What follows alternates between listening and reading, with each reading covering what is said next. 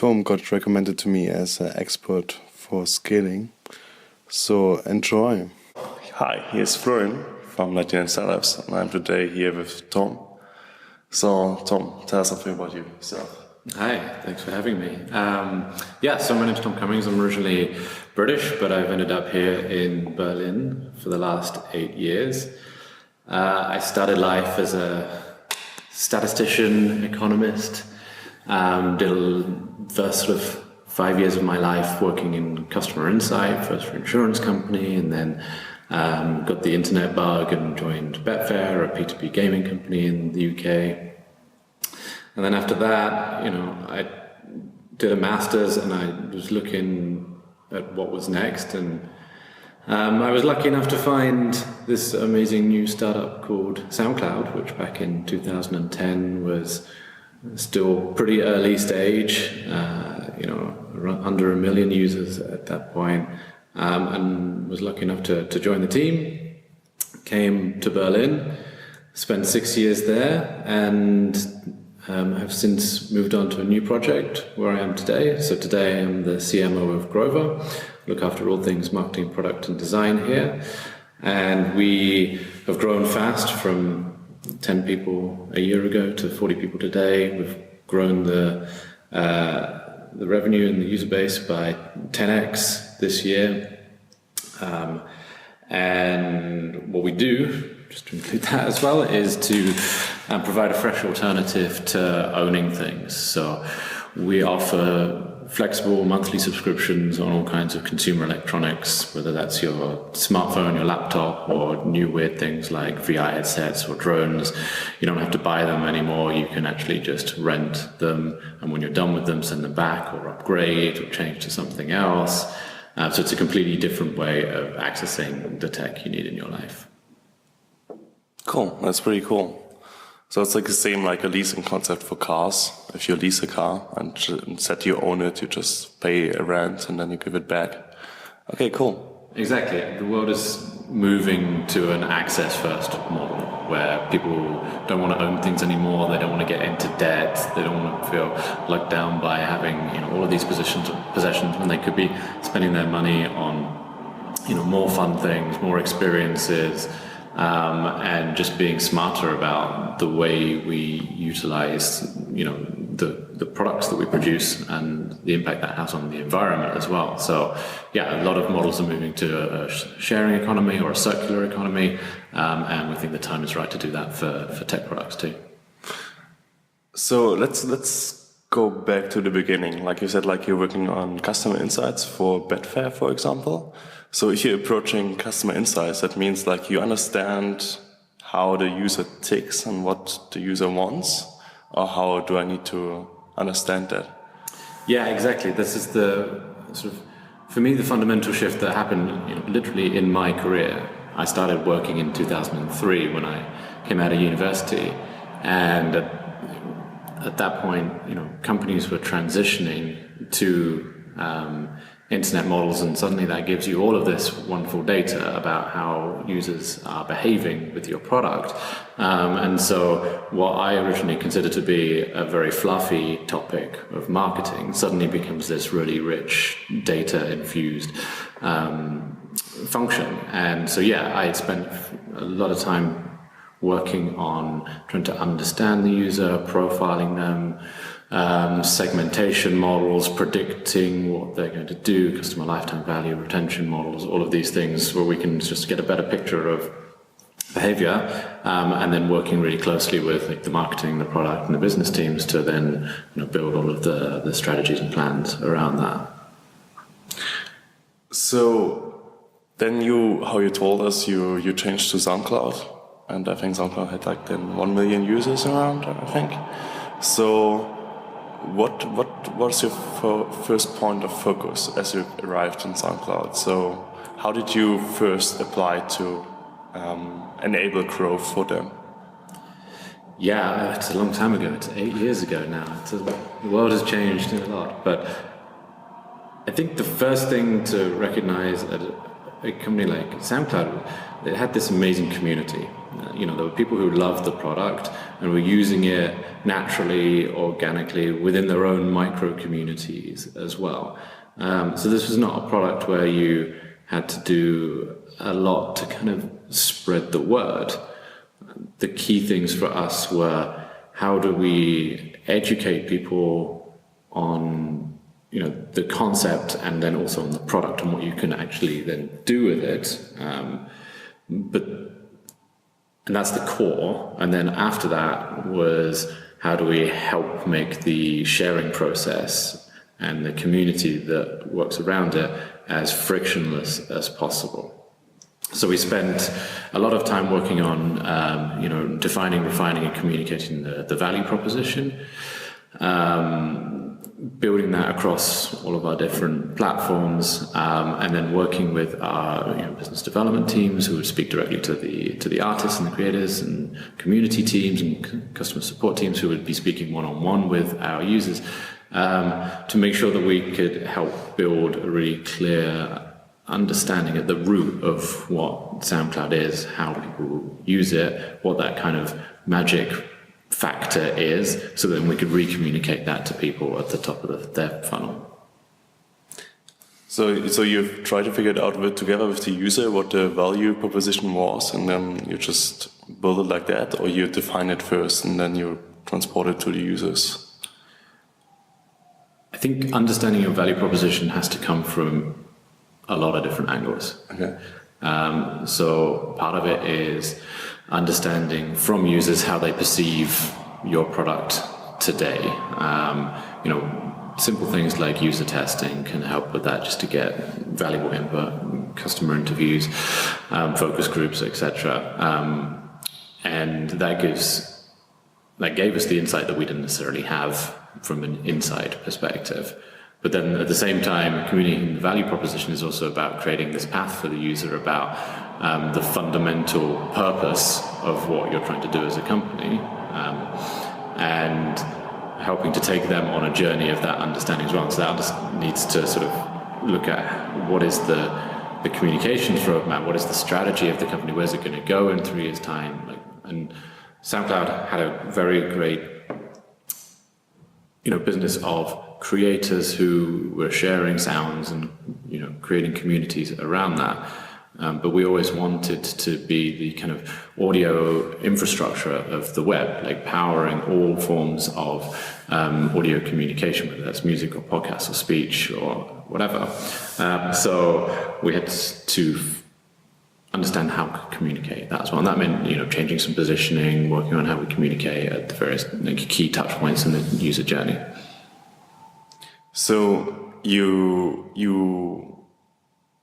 because if you told me the story, or you tell me the story like that, I would probably think about it to just more concentrate on the community factor there and go more this direction than to stay on my path and say I will be the one source for audio in the internet.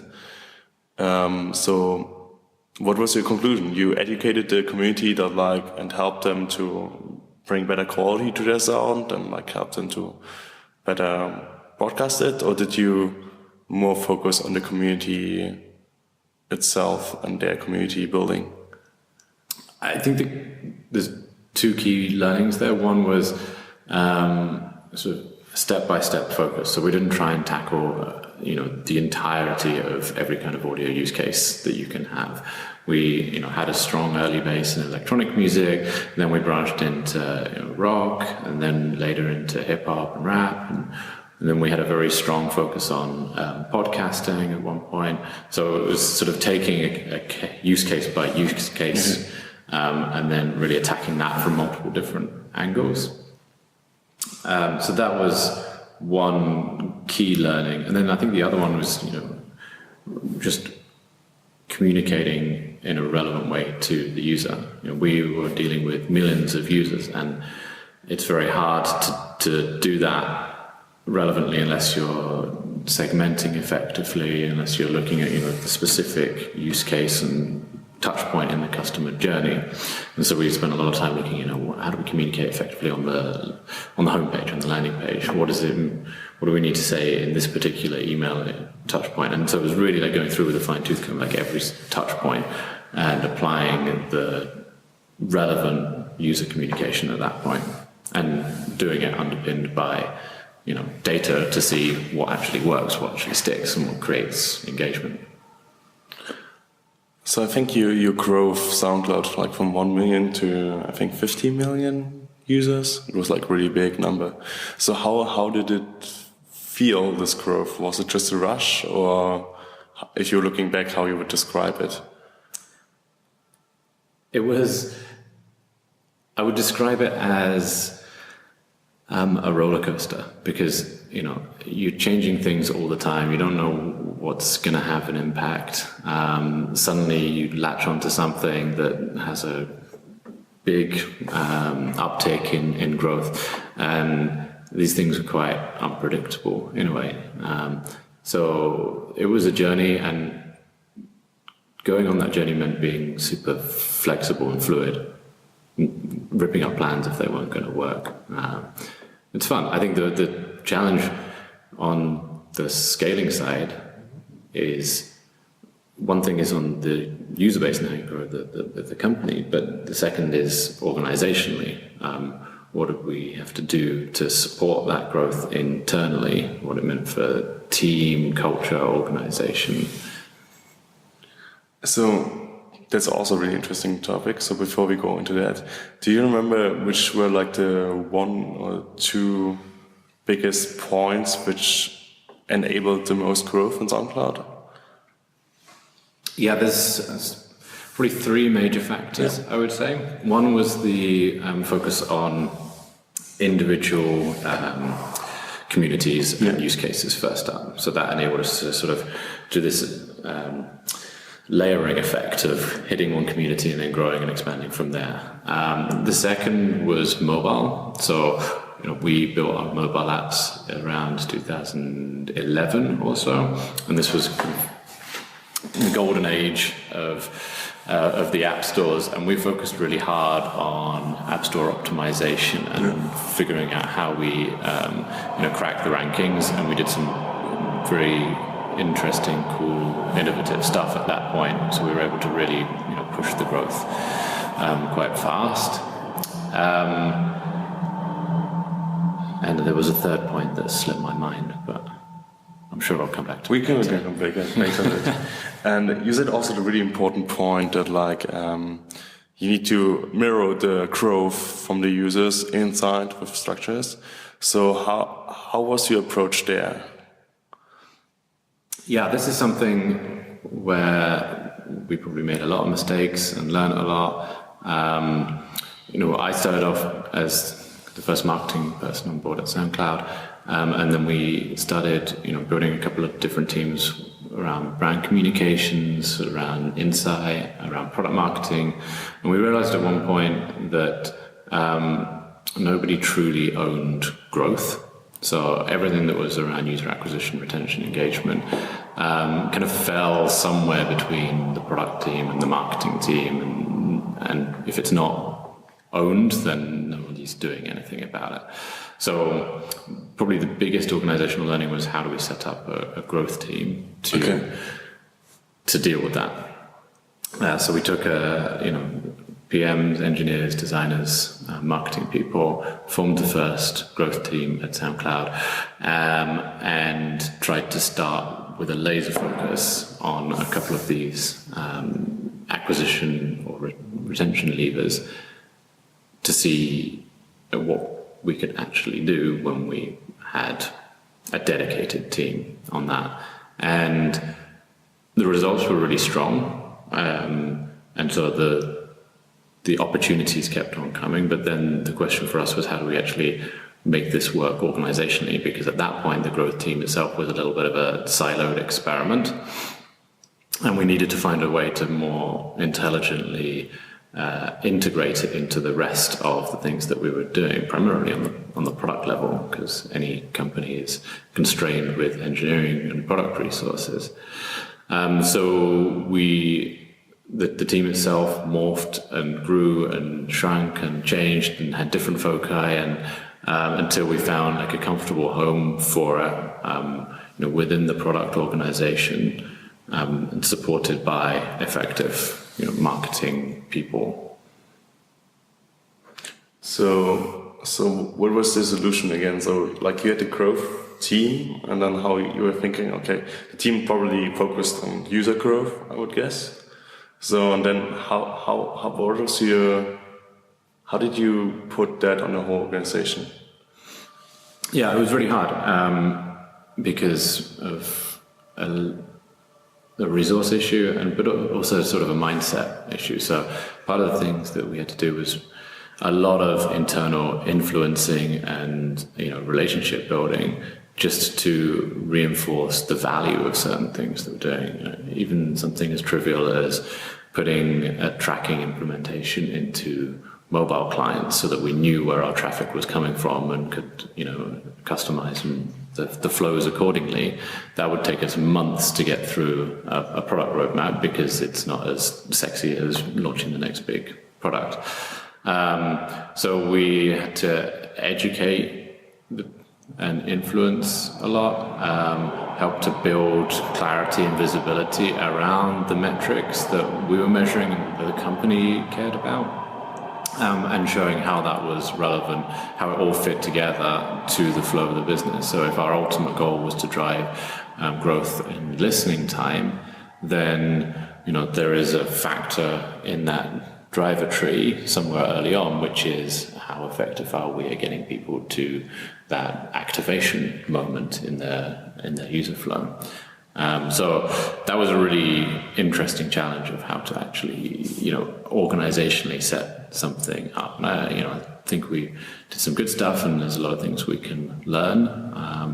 I would look to have more like a cross-functional engagement, and a team that is a little bit more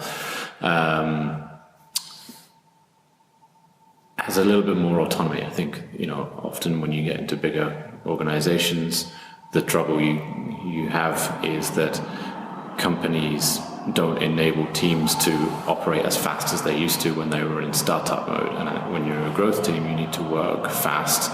You need to be able to launch experiments every single day. And we were sometimes hampered by that. But this is part of the growing pains. And eventually we got it to a point where people understood the value of growth, people understood how the metrics all fit together, the relationships were built, and we could operate on a faster basis. So you explained to the teams better, like the value chain, how you said, and to understand better where the metrics are if you want to reach certain goals. And then they redid it probably if the goals change it. So if you would need to do it again, how you would approach it now? I would, first of all, it needs executive approval and someone to drive it and own it from the top down. Like, if it's an experiment or if it's test from the bottom up, it's hard to get the buy-in and resources in a fast-moving company that is always trying to do lots of things. So it needs to have support from the top to make it work. It needs to be well resourced, but not overly resourced. It needs to be lean, but able to implement and move fast.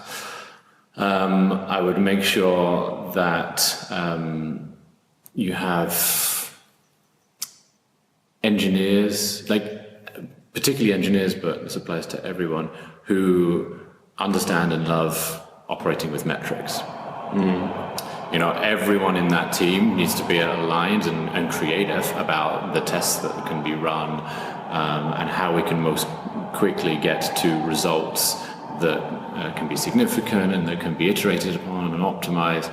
And that's part of the culture. And if any single person in that team doesn't get the way you work around iterative improvement based on being data-driven, then the whole thing falls apart. So those are a couple of things that I think are really important for setting up a team effectively for growth. So would you implement that in the whole company on all sections, or would you again do like a team determined exactly for that? I think it depends on the company. So some companies have sort of cross-functional growth teams that can go into any part of the organization, whether that's, a sort of product flow or a sales department, and look at process improvement. I think for most digital products, then it's more a matter of how you understand the user flow through the point of acquisition, activation, retention, and referral. So that tends to be kind of a product and marketing intersection. So let's say we founded a startup. We are like 2 people, and we sell shoes for hipster, like shoes with an oversize for hipsters. And like, I don't know, we make like, 10 shoes sales per week. We sell 10 shoes. So how would you approach the whole thing if you come new to the team and like the team is kind of a mess, like they don't have really structure, it just kind of started and then all over the place and then kind of made it run. So how you would, if you come as a new member in, how you would approach the whole situation? I think there's a top-down and bottom-up analysis to be done there. Like, first of all, what's working? How are you getting those 10 sales? Where are they coming from? What do the customers appreciate in the product? Why are they choosing to buy? What do they understand as the value proposition? And where are there more of those people that you can go out and acquire? So that's the first place to start. And then from a top-down perspective, looking at the market, figuring out where do you fit into it and appropriately communicating your unique selling points. And I think in that example, building a growth team is pointless. Like, first off, you need just one person who can truly understand what's going on in the business, someone who's creative and analytical, who can test new things on their own independently and move fast. And then once you've cracked it, like once you understand what some of those levers are, then you can start building and resourcing a team around growth. Like, growth teams aren't to figure out how you scale. Growth teams are to enable you to do so. I think if you look at like someone like Sean Ellis's product marketing framework, you have like the value proposition work, and then you have scaling, and then only after that comes the point where you've kind of made it. And so if you don't have the groundwork done, you can't do the scaling effectively. Okay, cool. So we do the groundwork and we figured out that like that most of the tall people are hipster-like and they like this kind of special shoes with sandals, I don't know, and this is the market fit, which drives the whole thing, and because they like it to have wind around their around their feet. So that's like what we figured out. So we know, okay, this is like probably the opportunity then, this is the solution, the market fit, the value proposition. So how you would set up then the growth team, or like how we enable them the growth from there? I don't know. I need to brush up on my industry knowledge of the hipster shoe market, but we can market it also as like a solution for measuring shoes, and this is now software as a service. Okay, we've just pivoted. Yeah, we just pivoted. Yeah, I mean, I would start by looking at like the different channels that we're acquiring customers on and testing what's work and doing really low budget ghetto testing on different channels to see where like is there volume, is there demand. I mean, there's traditional paid channels which we didn't use so much at SoundCloud, but we utilize quite a bit here at Grover. And if you have a business model that has a clear customer lifetime value, then you know what you can spend to acquire customers. And if not, then there's the question of how do you drive it organically. So maybe we need to do some kind of community events to build like a group of people who love hipster shoes. And that's our viral kernel of truth that takes, that grows from that. So, and was the growth on SoundCloud more organically? So like it was bit by bit and like, okay, it was streamlined, or was it more explosive? So you tackled the one thing, it didn't work at all, and then you tackled the next thing, and suddenly there was one thing which user explodes.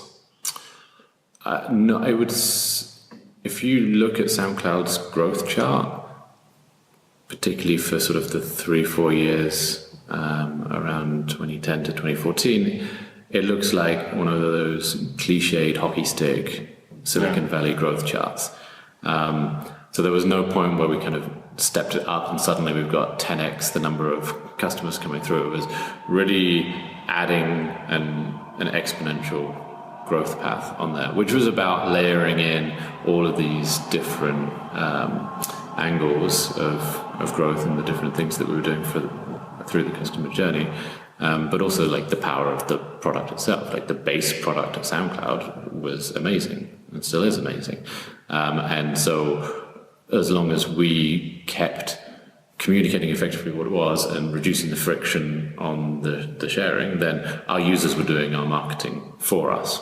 Yeah, that's a good point. And so, because if you have like such a strong growth like on SoundCloud, you probably need to hire new people to be able to handle that. What was your strategy in the hiring process? What was your focuses on that? Specifically for growth-oriented people? Yeah, for example. Yeah. Because I think one of the biggest things we had to hire over the entire company was, engineering talent to help keep the entire ship afloat.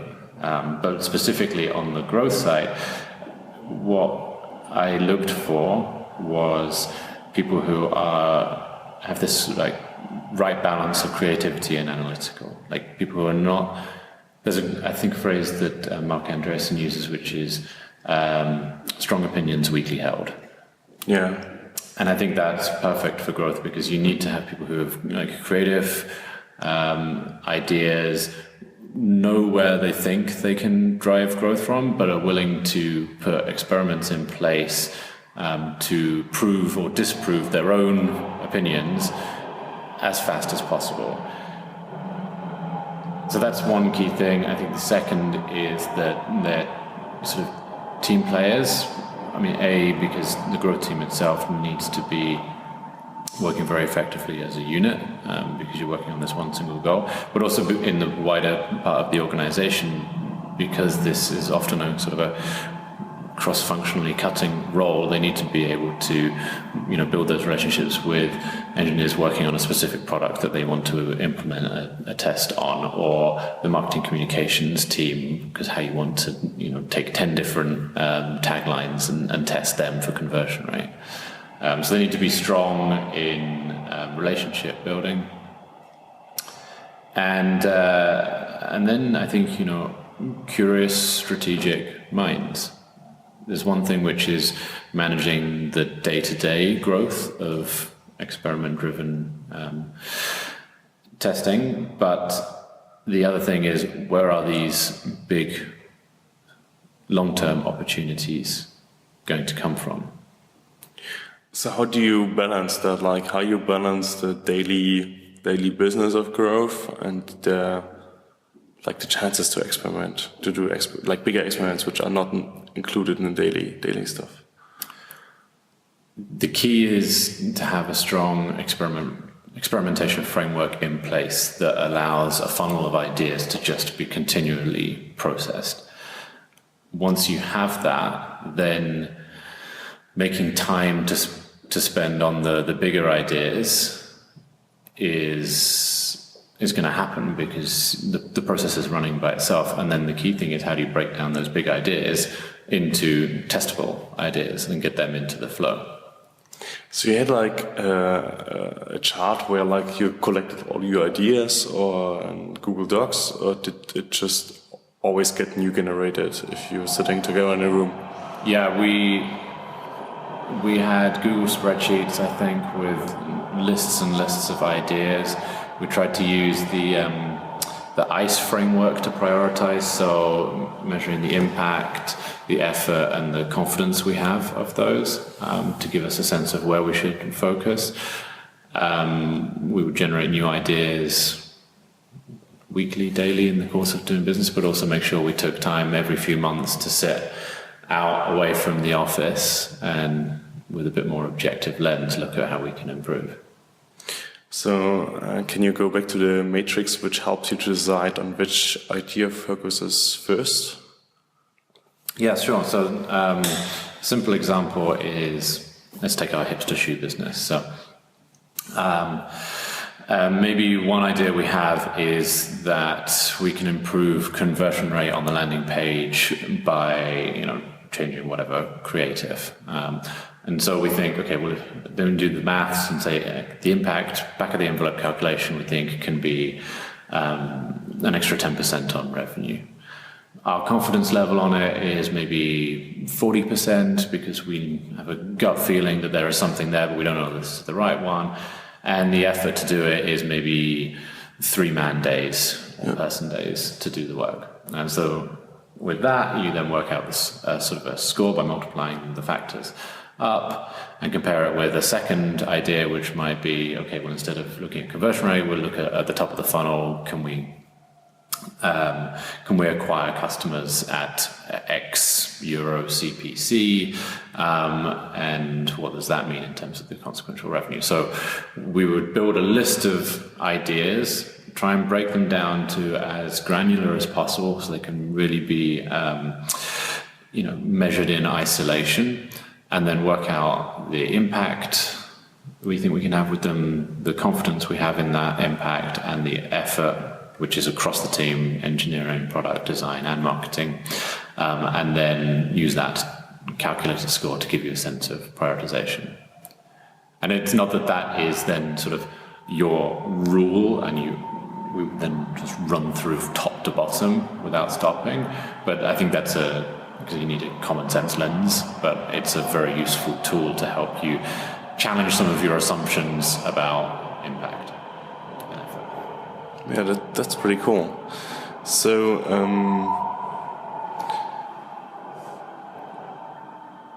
so you just do this, like, for example, in SoundCloud, you did it like the whole 5 or 6 years you worked there. You just always went through the cycle and like go on with the cycle, and just let the cycle effect happen itself. No, absolutely not. Like, this is one of the learnings that we implemented this a few years later, and it worked in certain contexts and it didn't work in other contexts. And so I think that's one of my learnings, is implementing it, sticking to it, educating people around it. And we're starting to do that a little bit more here at Grover now with our subscription team and with our performance marketing team. And I want to take very seriously like the groundwork that needs to be done to make sure that, like, when you implement a framework, any framework is only as good as how much you stick to it and how much value you get from it. And so that's kind of the hard work, at least particularly from a leadership perspective, is making sure that the framework is something that is valuable and continues to be used. So where does it work and where it doesn't work?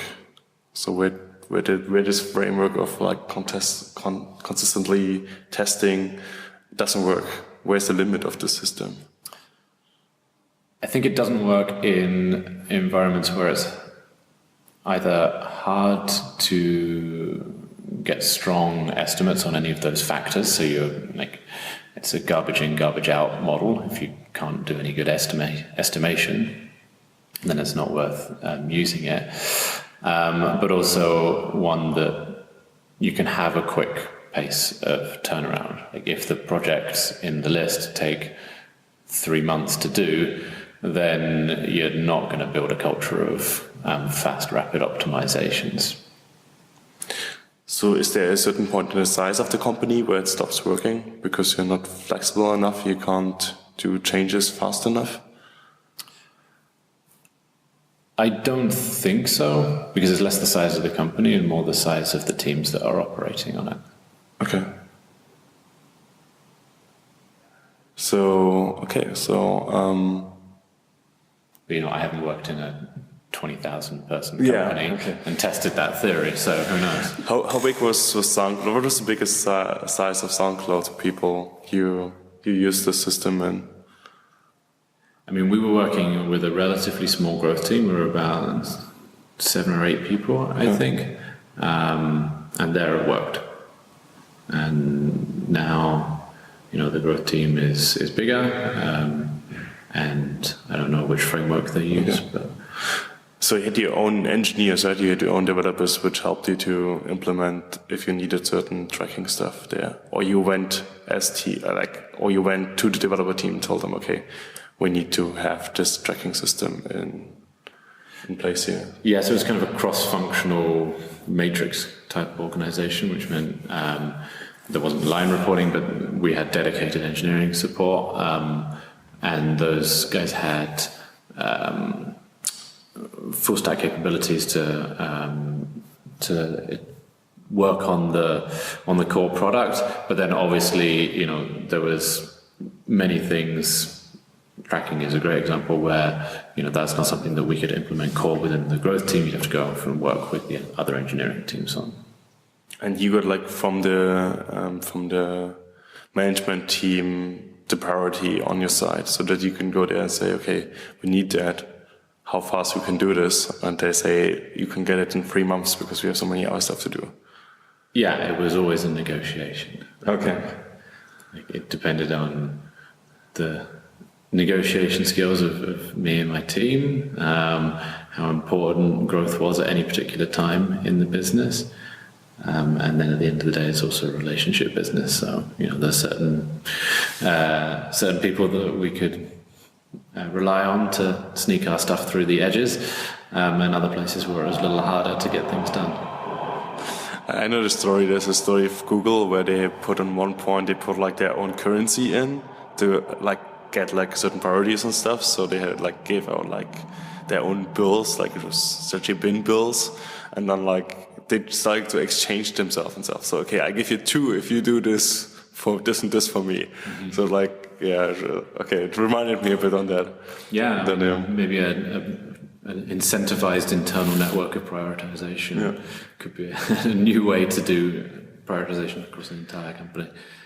So cool. So with your actual company, you were able to generate a 10 times growth, which is really big. So what was the key factor there? What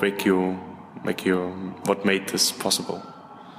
Yeah, so we've grown quite a bit in the last year, and I think there's a couple of factors in there.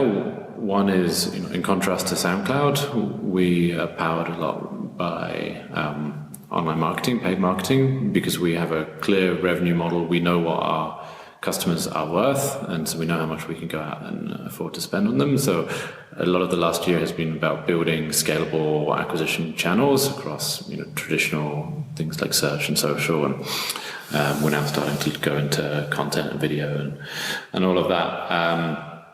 But the same kind of rules apply around experiment-driven development there. You can do a hell of a lot of testing in ad products. So that's one piece. The second is we have a partner network at Grover. So we actually allow retailers to integrate what we call our Rent with Grover button, which means that on any product page for that retailer, a customer can not just buy it, but they can also check it out with Grover and rent the product instead.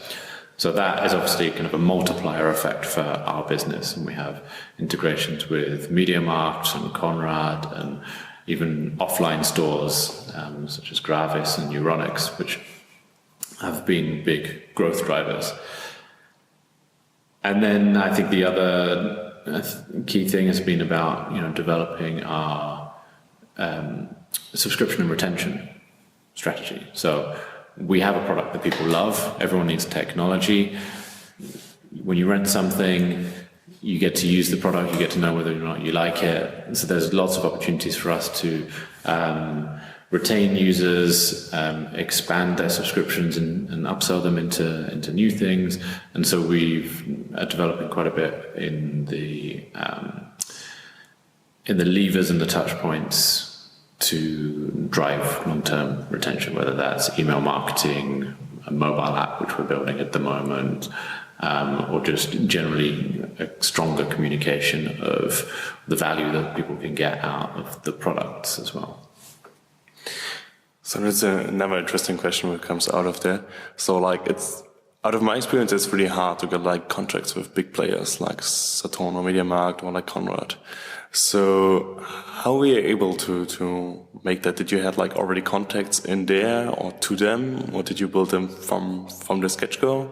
What was your approach there?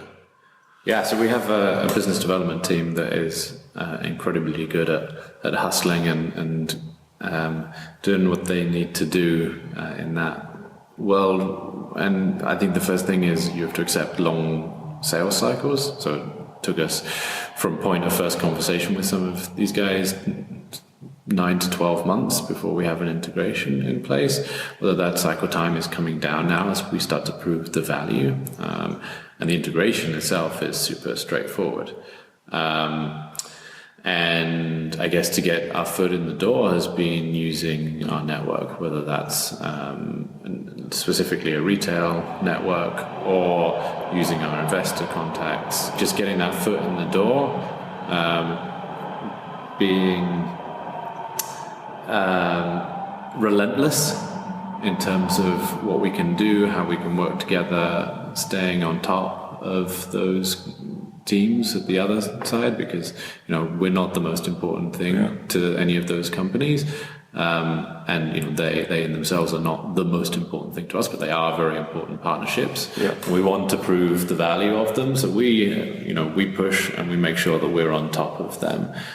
And I think eventually when we are able to show the value of what we can bring to their business, then the integrations themselves are easy and the results speak for themselves. So how did you do this? Because it's also a big challenge, because what happens if a startup is not the highest priority on another company side, which is most of the time like that. So how you stay in their focus? What is the trick there? Yeah, I think you have to do another podcast with Stefan, our head of business development. But I think the key is literally being as visible as possible. So those guys are on the phone or in the inbox of our clients all the time. We're sending performance updates all the time. We go down and we spend FaceTime with their teams, and it's a very kind of resource-intensive process to make sure that they see that we're on the top of our game and we're pushing forward the partnership as much as possible. Cool. So what are your biggest challenges today? Our biggest challenge today is, we've grown 10x in the last year. And so the question for us is, where does that next 10x come from? And where does the 10x come from after that? So we're looking at how can we evolve our model, understanding what's been the driver of growth over last year, but also what's held us back from growing even faster. Looking at international markets, today we're 99% focused on Germany, but this is a model that is completely applicable in many, many markets around the world. So how can we move fast to get into new markets? And then from the internal perspective, we've grown from 10 people to 40, and sort of 50 to 70 people is one of those breaking points in a business where you have to establish the ways of working, the culture, what kind of organizational structure you want to use, how is your management team work together to get stuff done, because it's not like hustling like a small startup anymore. You're starting to build a real business. So I think those are some of our challenges for scaling. So how did you approach the growth from a 10 team to a 50 team? So how you would describe it structure-wise? So, I mean, when it was 10 people, it was just 10 people hanging out together and getting stuff done. And leadership and direction came from the top, and it was executed. And, now with 40 people and growing even further, the important thing has been to increase capabilities at every level. So we brought in more senior people who can help to, provide a bit more structure and direction and ownership that, when as a single founder, even when I joined as sort of the second executive on the team, we need to decentralize and create an organization that is able to move fast without any one or two bottlenecks in the process. So bringing in more people to help us to do that, bringing in, but also bringing up the level of expertise within the team. So there's people here who are amazing, who've been here for a few years and have taken on a bunch of different roles and are growing and are learning and contributing all the time. And so finding out ways in which we can empower those people to get more done. And I think that's the key challenge, is like what is the way to build an organization that can retain the startup speed whilst doing more things with a more complex organization where some processes need to be in place to ensure that you have sort of a smoothness of operations. So your approach is to hire senior people and then build small kind of startup teams in each department? I think just hiring great people. Okay. A great person can have 20 years experience, a great person can have 2 years experience. I don't care, as long as they can take a project, run with it. It's like entrepreneurial values are more important than any specific experience. Obviously, when we try and tool up the team, there are certain functional areas. So if we need to go in and start doing video marketing, for example, then maybe we need to find someone who's done that before, because it's going to take us too long to train ourselves internally. But the structure doesn't need to define the way that we work. It's more the culture and the values that define the way that we work. So how you would describe your culture and values you have internally here? Yeah, we have a get shit done approach. So people who kind of take projects, take opportunities by the scruff of the neck and go and lead them and drive them to completion. That's really important. That's what it takes to be successful entrepreneurially, but without trampling over other people or other organizations or other teams' priorities. So the culture is one where we, debate each other pretty openly. We're not afraid of figuring out, getting everyone's opinions in the room and then making sure that we gather all of the info and then try and make a decision. And, even if people don't all agree to it, commit to it, move on, implement it, learn from it, and then move on to the next thing.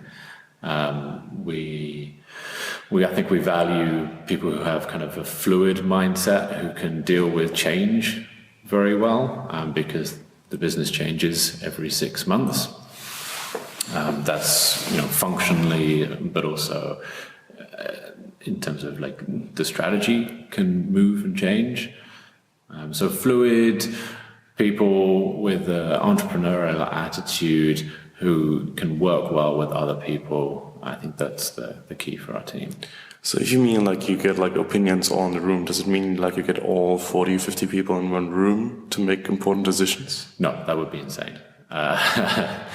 But how you make sure that people know what's going on your side? Because that's probably the biggest problem. If you're say you want to have people which get shit done and do the stuff they need to do, it's kind of important that they know what's going on the other side, so that they don't do work double or don't interfere in certain stuff. Yeah, I mean, transparency of information is important. I think we're sort of putting a few things in place, and we haven't quite cracked it yet. But we do daily stand-ups, we do weekly team meetings, and we have reports coming out of each team, and we have team meetings that people can go and sit in, and we have boards up on the walls. So we're trying to build some of these kind of pillars of information transparency that help that.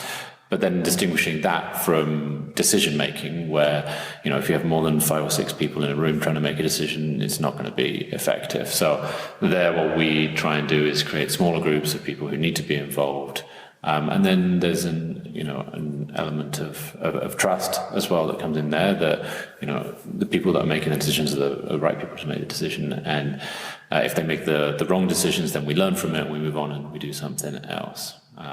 So distinguishing between decision-making and information sharing is key. And then I think, we're a small team, we're 40 people, anyone can go and talk to anyone else. The CEO or myself will go and speak to any person in the organization and hear their opinion, and vice versa. So we can kind of embrace a lot of different ideas from a lot of different perspectives. Cool. That's pretty amazing. So, maybe the last question. What do you do to invest in yourself? Like, how you educate yourself? Or let's stick with investment. It can be anything. Yeah, I think honestly, the way I invest in myself most is to make sure I have a good balance between work and life. I found that if I'm spending 80, 90 hours a week working, then I'm not effective, I'm not creative, I'm not empathetic.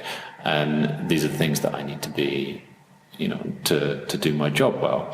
So I try and manage a healthy relationship between the time I spend here in the office and the time I spend at home and with friends and family. And basic things like exercise and meditation and reading and all of these things that help inspire me, help me bring that creativity back to work. And I think that's something that often gets lost in our crazy startup world, where it's all about work, disrupt everything. And it's all nonsense if you're not grounded and happy and healthy in your own body and mind. Yeah, that's pretty good. So if you could give advice to your 20-year-old self, you could go back and tell him something, what you would tell him? Apart from invest in Bitcoin,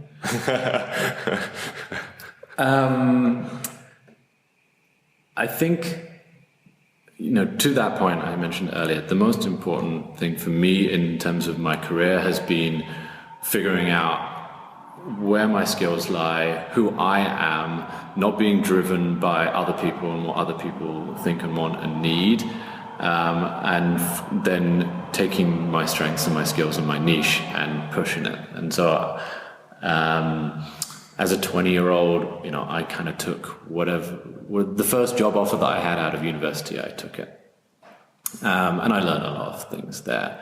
But I maybe could have spent a bit more time figuring out exactly what I wanted to do, and being comfortable in making maybe weird, tough decisions, embracing internal conflict a bit more rather than just going with the flow. And that's something that now I've gone through. As a 30-year-old, I figured it out. And that helped me a lot in all of the questions that we've talked about of how to be an effective leader on anything growth, whether it's functional or organizational, is being a good person. That's a pretty cool answer. And the last question, if you can recommend a book, which book you would recommend? To that exact point, I would recommend Quiet by Susan Cain. Okay. It's a book about introverts and how they fit into our extrovert-oriented world. A lot of the sort of business, society, political spectrum, even education, is built around being extroverted, and I think especially in the startup world, there's a lot of type A, machoism, and there's space for people with different diversity of perspectives. Gender and age and racial equality and diversity are all critically important. One of the things that helped me was appreciating that, on the introvert-extrovert spectrum, it's okay to sit on the other side to most other people. So I really recommend that book. Cool. Thank you very much. So do you have anything else you want to say? No, go forth and make great companies and make them grow. Thank you very much. So thanks for listening, and until next time. Thanks for listening. To get the show notes, just subscribe and feel free to leave comments. Until next time.